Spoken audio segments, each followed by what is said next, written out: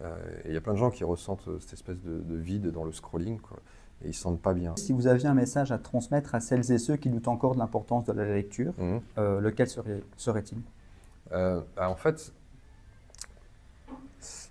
lequel, c'est que je vais vous parler en termes de neurotransmetteurs. Ce que je disais, c'est que quand vous êtes sur un réel, vous allez fabriquer de la dopamine, mais plus vous allez regarder de réel, moins vous allez fabriquer cette dopamine, et au bout d'un moment, vous allez vous sentir vide.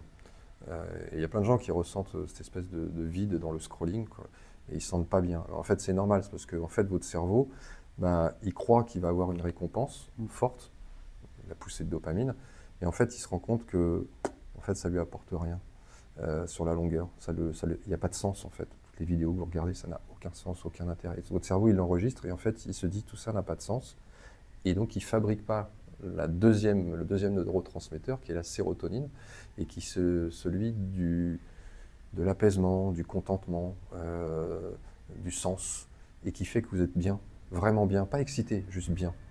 Quand vous lisez, c'est tout l'inverse. C'est-à-dire qu'il n'y a pas de dopamine.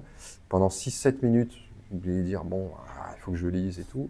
Et au bout de 7 minutes, il y a le rythme cardiaque, il y a des études qui ont été faites qui baissent, donc qui calment un peu. Et on sait surtout que ça fabrique de la sérotonine parce que votre cerveau, bizarrement, même si ça fait que 5000 ans qu'on a inventé l'écriture et qu'on a démocratisé la lecture, encore moins, il reconnaît ça comme quelque chose qui lui fait du bien. Et je pense que c'est tout simple, en fait. C'est que le livre, c'est vraiment un miroir de la vraie vie, de la réalité. Donc lui, il l'analyse comme ça, et en fait, il fait fonctionner les mêmes circuits. Et ça l'apaise parce que c'est pas la vraie vie. Donc ce qui arrive, c'est intéressant, mais c'est pas grave, ça nous arrive pas à nous. Voilà, donc on a juste la bonne distance.